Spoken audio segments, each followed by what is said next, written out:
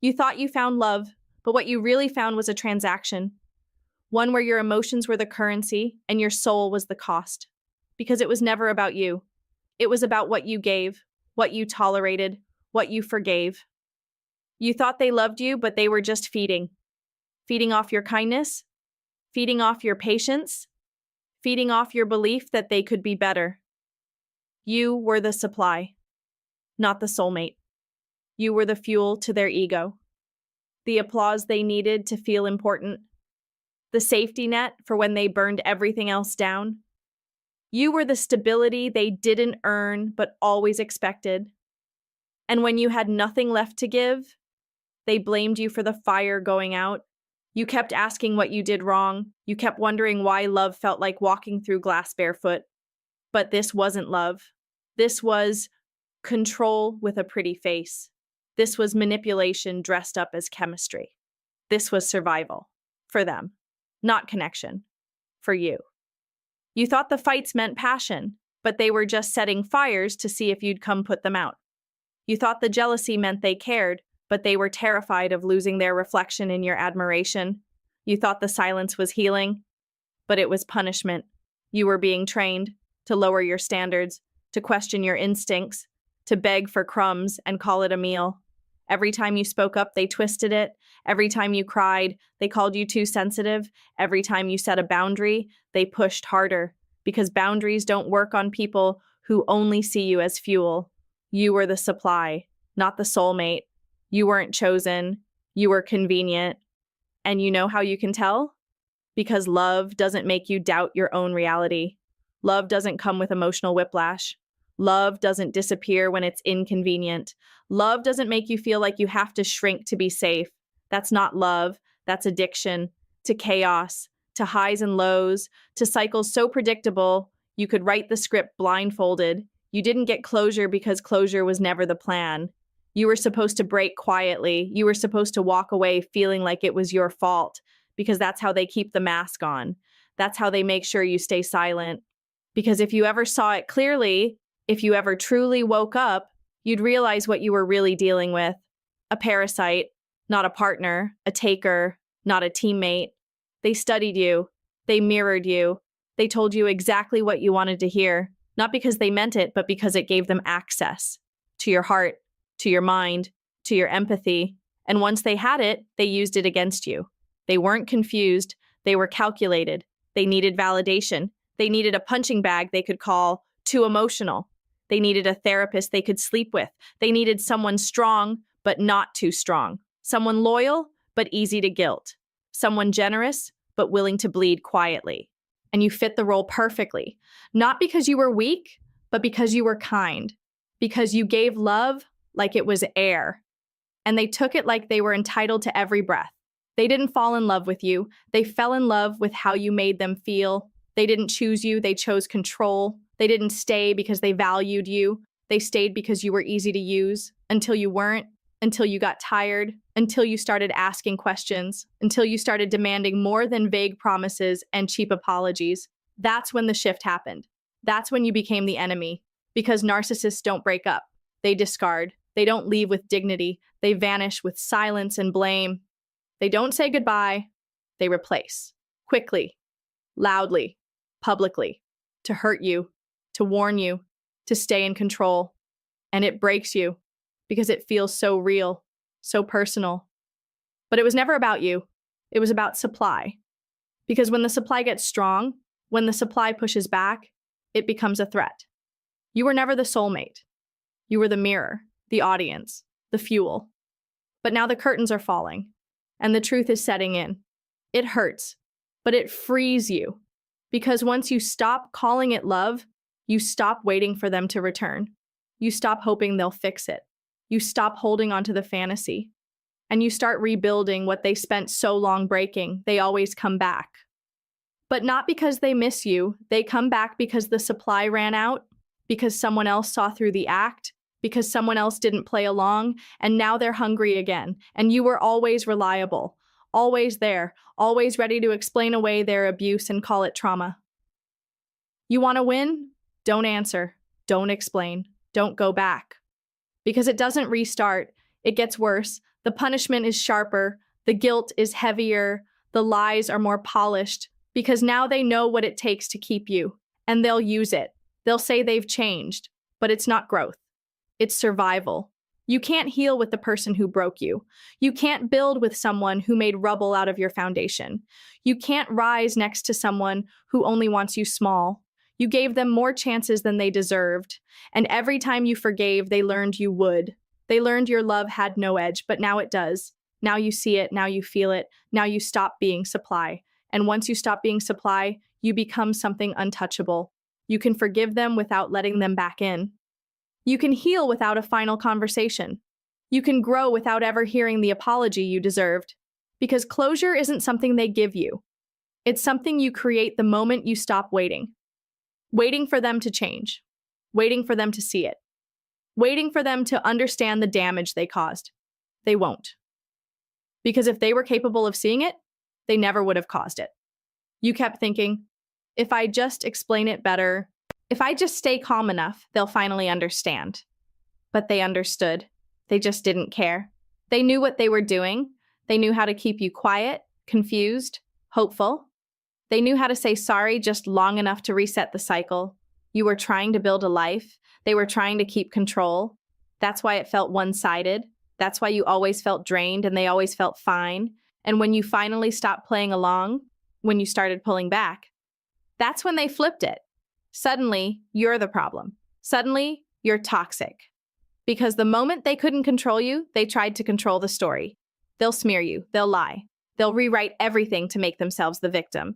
Not because it's true, but because their image means more than your healing. And that's all the proof you need, that it was never love. It was strategy. It was leverage. It was addiction to attention. You were not seen. You were used. You weren't a partner. You were a resource. But now, you're the one who's done. Done explaining, done forgiving, done bleeding for people who wouldn't bandage you, done trying to fix people who tear you apart and then call you dramatic. You are not too much. You are just no longer willing to be less. Not for anyone. Not for someone who can't even tell the truth when they're caught. Not for someone who needs you broken to feel whole. You are not here to be useful to people who are harmful. You are not here to soothe people who hurt you. You are not the supply. You were the one that got away, the one who woke up, the one who chose peace over chaos, the one who stopped settling for emotional scraps. Because you deserve more than breadcrumbed affection, more than fake apologies, more than a love that only exists when you're suffering. You deserve presence, consistency, respect, and you won't find that in someone who only sees people as mirrors. You weren't hard to love. You were hard to manipulate. And that's why they punished you. That's why they flipped the script. Because the moment you stopped breaking for them, they couldn't stand you. Because control was all they ever wanted, not connection. And now they can't reach you. Now you're gone. Now you've chosen yourself. And that is your power. That is your healing. That is your freedom. They didn't lose you. They lost access. They lost the version of you who didn't know better. Now you know. Now you protect your peace like it's life itself. Now you don't chase closure. You create it. Now you don't go back to the people who broke you and ask them to glue you back together.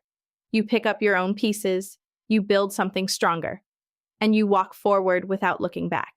Because once you stop being supply, you become the one thing a narcissist fears. Someone who sees clearly and never returns. You stopped reaching out. Not because you didn't care anymore, but because you finally accepted that they never did. You stopped explaining your worth. Not because you had nothing left to say, but because they were never listening. They heard only what could serve them, only what could feed them, only what could make you stay. They didn't want your heart. They wanted access to it.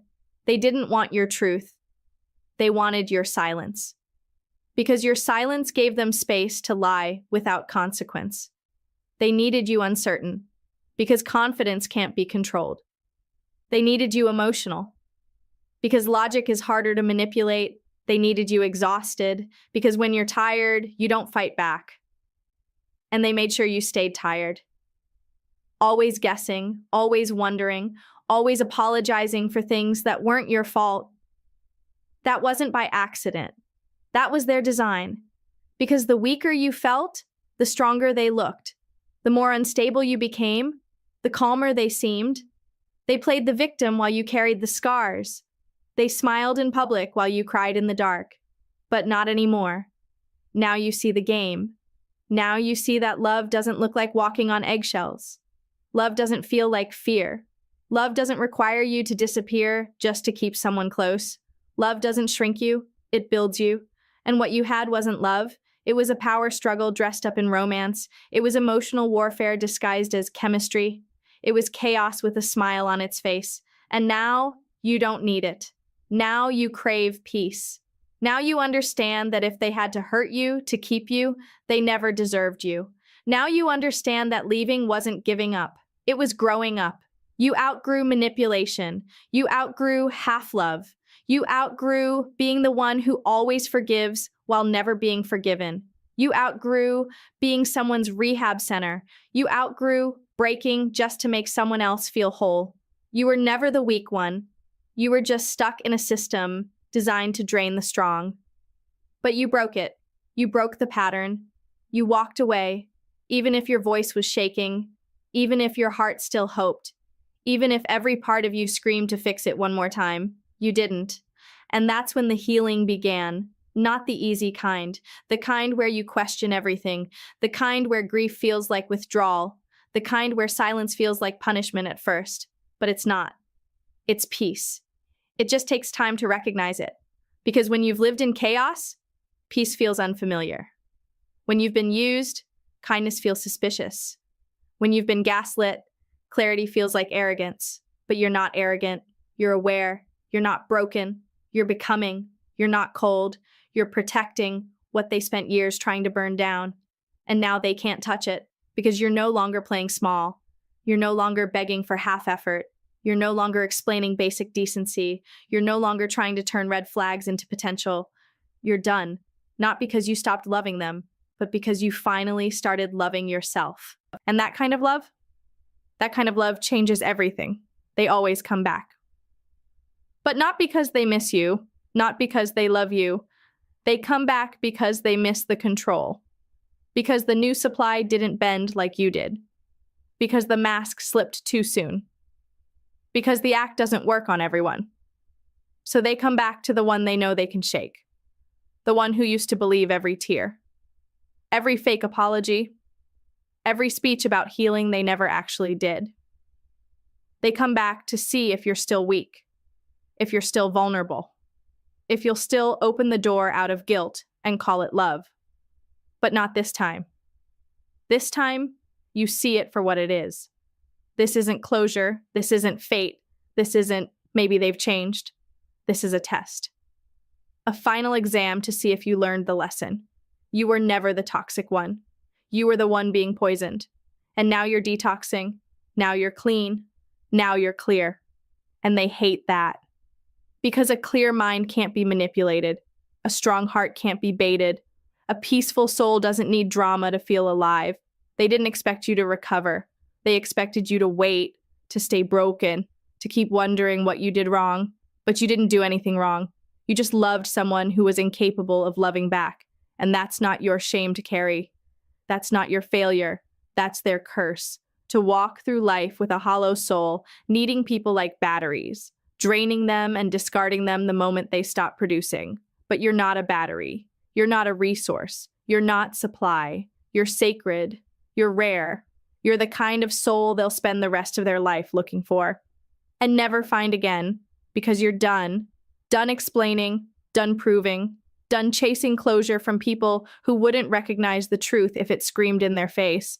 You don't owe them access just because they're sorry, especially when they're only sorry they lost control. That's not healing, that's hunting, and you're no longer prey. You're no longer a soft target. You're no longer someone they can press and twist and spin and silence. You've outgrown that version of yourself, the one who thought this was love, the one who thought love meant enduring pain to prove your loyalty. But now you know, real love never requires you to suffer. Real love never makes you forget who you are just to feel safe. Real love isn't a game you lose slowly while calling it growth. What you had wasn't a relationship. It was a cycle, a pattern, a system of control disguised as care.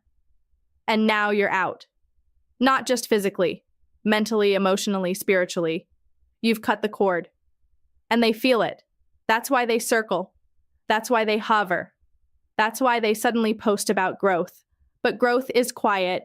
Change is proven. Healing is private. They want to be seen, not better. And you're not here to be an audience anymore. You're the main character now.